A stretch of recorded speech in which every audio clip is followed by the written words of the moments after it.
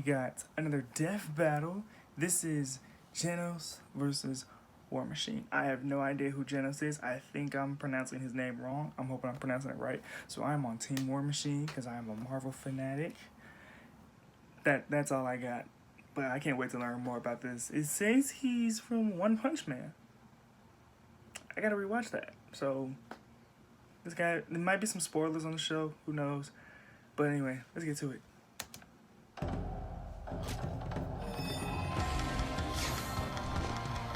You're right, they got a card game.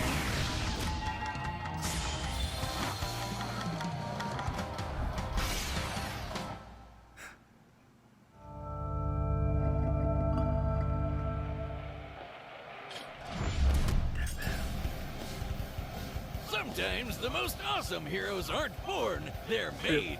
Like when I got my shotgun leg. Well, at least some heroes know what to do with their new abilities. Like Genos, the cyborg sidekick of One Punch Man. And War Machine, best friend and understudy to Marvel's Iron Man. He's Wiz and I'm Boomstick. And it's our job to analyze their weapons, armor, and skills to find out who would win a death battle. You ever think about how if there weren't so many villains blowing up fictional places, we wouldn't have so many awesome heroes? Genos was a happy 15-year-old living a quiet life, until his family and town were obliterated by a deranged cyborg. Thankfully, he was saved by a scientist, and Genos had one request. He wanted to be a powerful cyborg too. Weird. I mean, I guess he really liked how the other cyborg violently murdered people. No, this was a means for revenge. Genos set out on a walkabout of justice, though it wouldn't be long until he found his match in the one and only Mosquito Girl. This bug's making me pitch a tent, and not to keep her out if you know what I mean. Ew. Luckily, another hero stepped in to save the day. Look out! It's the One Punch Man himself! Understandably impressed, Genos asked that Saitama take him on as a student. Cape Egghead here wasn't too excited about having a sidekick, but they eventually became buds. The two were quite the dynamic duo. Genos in particular rose to fame thanks to his adoring fans. Yeah, he's pretty popular with the ladies, obviously. No such luck for Baldy McPuncherson, though. To improve his hero work, Genos received numerous upgrades and repairs from Dr. Kusina, the same man who turned him into a cyborg in the first place. Mostly because he can't get out of a fight without something getting blasted off. He's got super durable armor over his entire body, and he can pop his limbs on and off like a friggin' lizard tail. Genos' limbs and body are incredibly strong, able to easily defend against powerful attacks. And the metal that makes up his body has been upgraded to protect against stuff like acid or heat, on top of them boosting his speed and overall power. He has multiple niche upgrades as well, such as an adhesive he can spray from his heels to immobilize foes. Talk about a sticky situation, right, Wiz? Well, he only needs to use the goop if he hasn't already noticed his opponents with his hypersensors or weird cyborg eyes, which can zoom and enhance the most distant of evildoers. Dun dun! His eye can see in infrared or track image signatures. And it can shoot a blast of blinding light. Solar flare! But there's far more weaponry across his body. Hidden blades, arm missiles, and electric shocks, just to name a few. With his rocket boosters, he moves faster than almost anyone. And he can even fly. Well, sort of. You didn't even mention that his arms have freaking cannons in them! These are his incinerators, powerful blasters of fire of which he can control the size of the resulting explosions. And slapping both arms together makes the more powerful spiral incinerator blast. Okay. And there's his ultra helix incinerator. If only I had two shotgun legs, I could put both of them together for an ultra leg blast. How would you even aim? Oh, I mean, it's not that hard. All you do is first you lift one leg like this, and then you just lift the other one. Oh, God, I fell on my keys. Anyway, the incredible energy of his Ultra Helix incinerator comes directly from a power core housed in his chest, which powers most of his tech. But even with so much firepower, his physical attacks are awesome too. Like the time he jet drive arrow kicked this Elder Centipede asshole so hard in the teeth. His incinerators are powerful enough to eradicate monsters, buildings, and even mountains. By using the smallest mountain in the world as a reference, the size of the damage and the fact that he vaporized that thing makes it a feat worth 66 kilotons of TNT. Not only is Genos strong, he's incredibly fast, moving faster than the human eye can see. He targeted and struck this city-destroying meteor rocketing through the sky. And those big boys are no joke. What big boys? Meteors! Those things killed the dinosaurs. Well, the fact that he was able to actually hit the big boy, not just target it, means he must have been moving 200 times faster than sound. Genos is badass enough that he can survive getting hit with his own incinerator cannons, on top of managing to withstand getting crushed by mosquitoes. Like, a shit ton of them. By measuring the size of that swarm, we deduced he's being crushed by 65 trillion mosquitoes, a combined weight of 358,000 tons. Please, God, let me go anyway but that. While a skyscraper-sized bundle of bugs is remember that impressive, episode. I Genos has hated also that. withstood a runaway train slamming into him. Luckily, it didn't make a dent on his power core. Without that, he wouldn't be able to do pretty much anything. Right, the power core is unfortunately the core of his weakness as well. Oh, I was just about to do that one. Anyway, one time, Genos tried to use that core to self-destruct just to kill that annoying mosquito chick. Now, that might sound crazy to you, but have you ever had to deal with 65 trillion mosquitoes all at once? I don't want I to do it. Regardless, Genos has shown time and time again that he's a fearsome hero to contend with. Sure, he hasn't found his family's killer yet, but he has found a new family with Saitama and friends, and he'll keep getting stronger and stronger. I will eliminate you. Stay right where you are. Whoa. For some young boys like James Rhodes, joining the military seems the best way of making something of themselves. And Rhodey fit right in with his knack for machinery. He got top marks in the army and became a pilot. Eventually becoming an expert in aviation engineering and military combat. Then, on one fateful mission, his helicopter was shot down.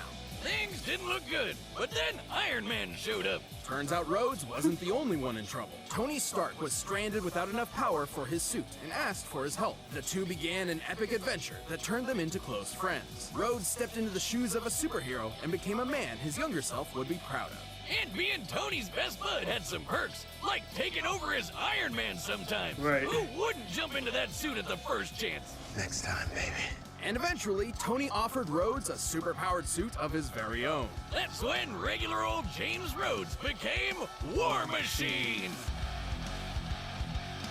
Oh yeah, it's like Iron Man but with more guns. Rhodes had spent years trying to find Iron his Man place with in the more world. guns. As War Machine, he found a way to truly make something of himself. He already had tons of combat experience from the army and a bit of PTSD, but you know, you win some, you lose some. He can do way more anyway. He is a multi-talented badass. Tony has provided Rhodes with multiple War Machine suits throughout the years, each improving upon the one before it. Oh, and these babies are a beautiful piece of work. Just look at all those weapons! The suit is a specialized variation of the typical Iron Man armor, focusing more on firepower than tactics and maneuverability, clearly. Its alloy is composed of titanium and vibranium, Hey, like Captain America's shield. which means it's both extremely durable and light enough to fly at incredible speeds. Very important given the computers, life support systems, and other devices housed within the unit. That's not even talking about what Rhodey fights with. His fine-tuned rides got repulsor rays and a unibeam in the chest. And did I mention guns, and more guns? Gotta look at that. Machine guns, Gatling guns, laser guns, flamethrowers, the works. Gun The suit City. can generate electromagnetic pulses, particle beams, and even drain energy from opponents. Ah, this baby's so sweet, I felt Pick a fight with inspired him, to don't bring a upgrade knife. some of my own arsenal, if you know what I mean. I don't think I want to. I got a new gun!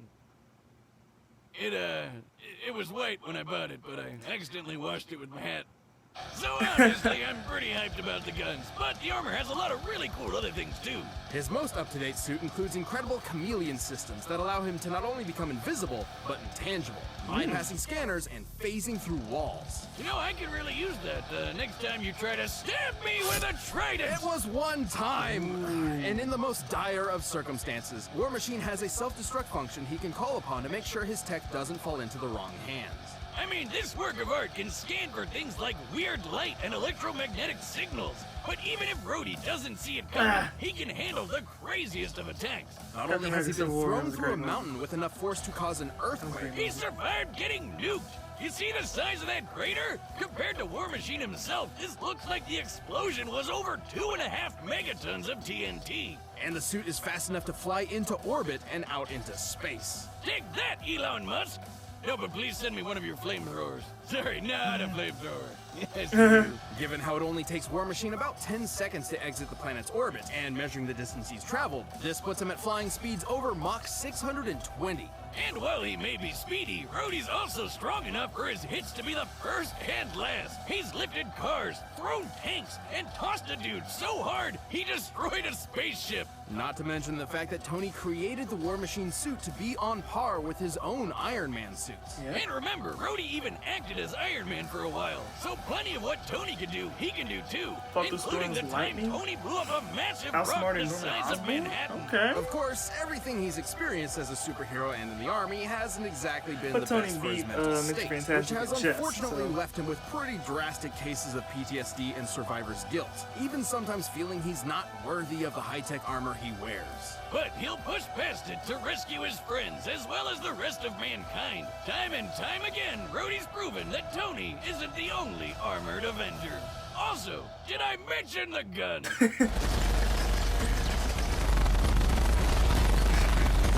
So many guns. All right, the combatants are set, and we've run the data through all possibilities. But first, we'll tell you about him so you don't end up looking like One Punch Man. Alright, come on, War Machine, let's go.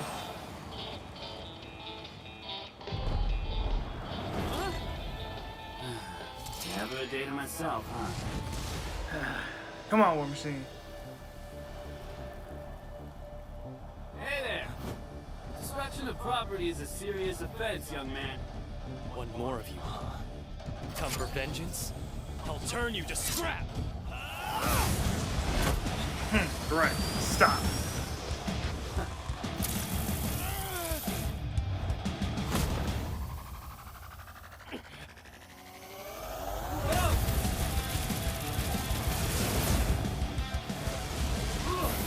A little hot-headed, are we? Ooh, okay. Huh.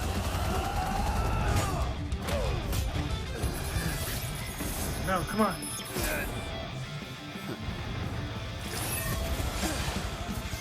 Scanning. Hey, cheese! Guns! Got his arm. Got his legs. Need a hand? I already have one!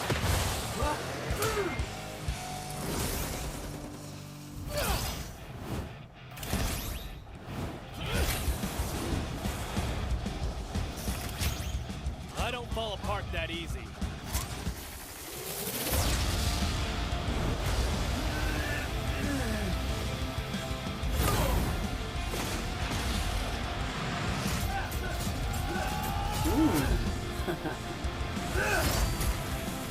Not the. Oh, come on. Max.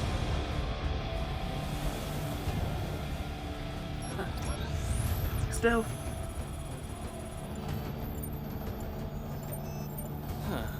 I guess he ran off. No, he That did. suit was ugly anyway. Ugly!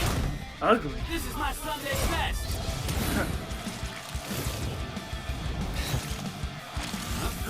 Oh no, he got him. Come on, Rhodey. Unibeam! Beam struggle.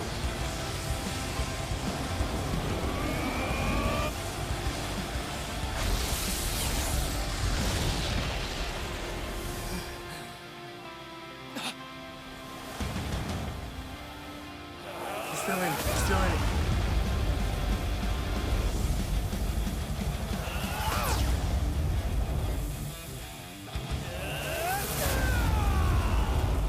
Come on, die already!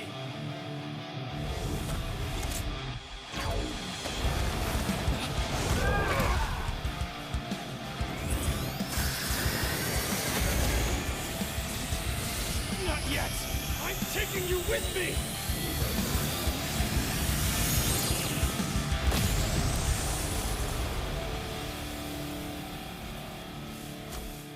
Sorry it had to be this way.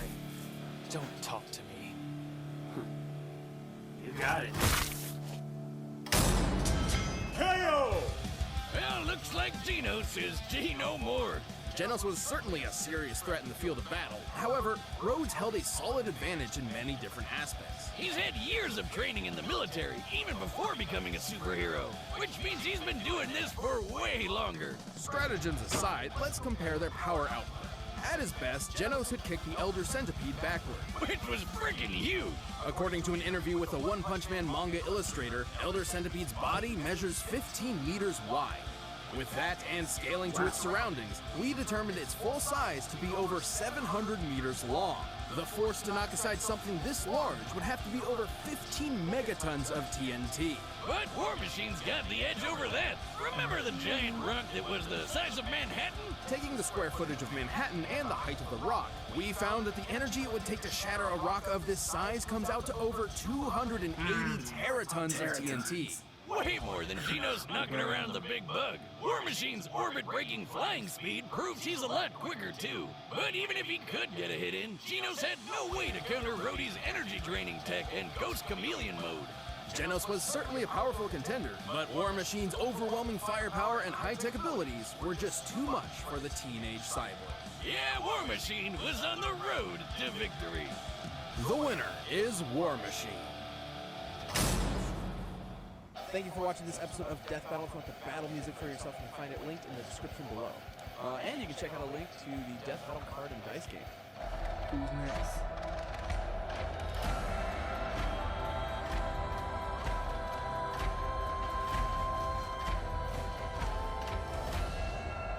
Gray versus S-Death.